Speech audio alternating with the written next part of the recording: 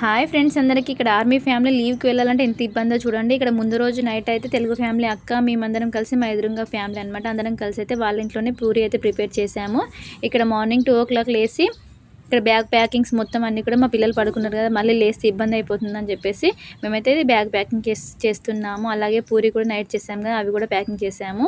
అసలే మేము వెళ్ళే 3 days జర్నీ కదా, మళ్ళీ మణిపూర్ టు వరంగల్ అనమాట. అందుకని చెప్పేసి ట్రైన్లో మళ్ళీ పిల్లలకి జలుబు అలాగే ఫీవర్ ఏమైనా వస్తాయని చెప్పేసి సిరప్స్ కూడా తెప్పించుకొని పెట్టుకున్నాము. ఇక్కడ వచ్చేసి మేము జర్నీలో అయితే 3 families కలిసి అయితే ఒకే వెహికల్లో అయితే వెళ్తూ ఉన్నాము.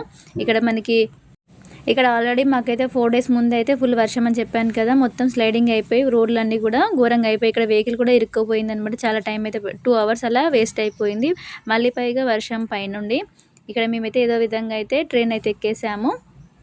నార్మల్గా ఇంట్లో పిల్లల్ని చూసుకుంటూ పని చేసుకోవడం ఈజీ, కానీ జర్నీలో పిల్లల్ని చూసుకోవడం మాత్రం చాలా కష్టం. ఇక్కడ బ్రెడ్ తినండి అని చెప్పేసి నేను ఇస్తే వాళ్ళు మాత్రం కట్ చేసి ఆడుకుంటున్నారు.